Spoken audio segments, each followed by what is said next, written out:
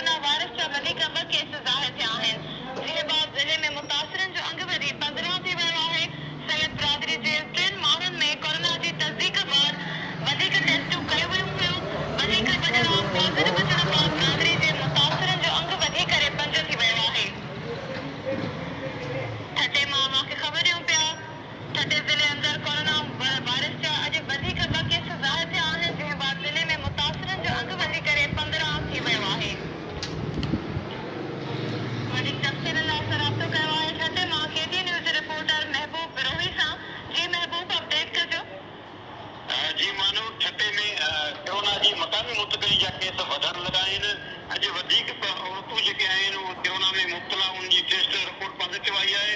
सैयद बिरादरी सां तालुका करण जेका हिकु औरत गुज़िरियल ॾियारे जेका फोत थी वई हुई कराची जे हिकु निजी अस्पताल में दाख़िल हुई कोरोना जे विघे उहा फोत थी वई। उनजा 2 पुट ऐं हिकु नुंहुं उनजी जेका कोरोना पॉज़िटिव आई हुई। जंहिंखां पोइ अॼु वधीक जेके औरतूं जिन में सिविल अस्पताल ठटे जे अॻूणे civil surgeon senior physician doctor Lalmi Shah Shirazi ji घरवारी ऐं संदसि भाॼाई जी कोरोना टेस्ट पॉज़िटिव अची वई आहे। जेका पोइ ॿिन्ही औरतुनि खे बि आइसोलेट कयो वियो आहे। उन खां अॻु में अमीर ख़ानी ख़ानदान ऐं शिराज़ी ख़ानदान जो गॾियल तौर ते पाण में तालुक आहे। उहा जेका औरत फोत थी वई उहा औरत ॿिन्ही औरतुनि जी जेका आहे ट्रीटमेंट कराई वञे थी। उनजी जेका हयात करण लाइ उहे जेका पोइ ॿुधायो वञे थो त उन्हनि खे कोरोना टेस्ट पॉज़िटिव आई। जेका पोइ हिन वक़्तु सैयद बिरादरी जे ख़ानदान में कोरोना जो जेका केस आहिनि उहे 5 थी विया आहिनि। जंहिंमें सिविल अस्पताल ठटे जो civil surgeon doctor Sikandar Shah, संदसि भाउ एपीए जो डॉक्टर सफ़दर शाह ऐं उन्हनि जी हिकिड़ी भाॼाई जेका आहे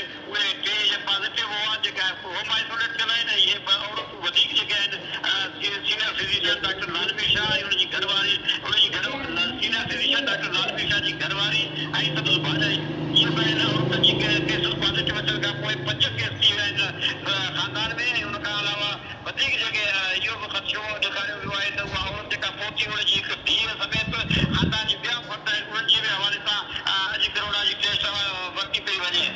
ठटे ज़िले अंदरि मजमूई तौर ते 15 केस कोरोना जा थिया आहिनि ऐं उन मां 10 अॻु में सत्याप थी चुका आहिनि। पर ठटे शहर में फैमिली ख़ासि तौर ते डॉक्टर फैमिली जेका आहे सात काते सां वाबस्ता आहिनि। उन्हनि में 3 औरतुनि समेत 5 जेके माण्हू आहिनि जिनजी कोरोना पॉज़िटिव अचण खां पोइ 5 तइदाद थी वियो आहे जेके होम आइसोलेट थियल आहिनि।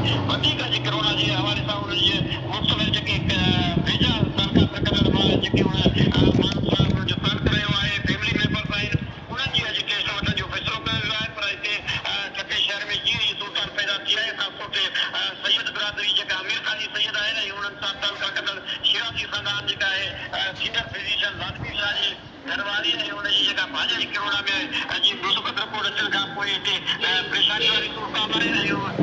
काफ़ी जेके अहिड़ा माण्हू आहिनि जेके पाण जेके उन्हनि जो तालुक आहे उहे पाण होम आइसोलेट थी विया आहिनि त जीअं उन्हनि जूं टेस्टूं थी सघनि। सरकार ते पारां अॼु वधीक किट्स मुहैया कयूं पियूं वञनि त जीअं टेस्टूं कराए सघजनि वधीक जेके उन्हनि जी क्रोस कॉन्टेक्ट जे हवाले सां। पर मकामी मुंतकिली वारा केस हाणे वधण लॻा आहिनि ठटे में। महबूब बिरोही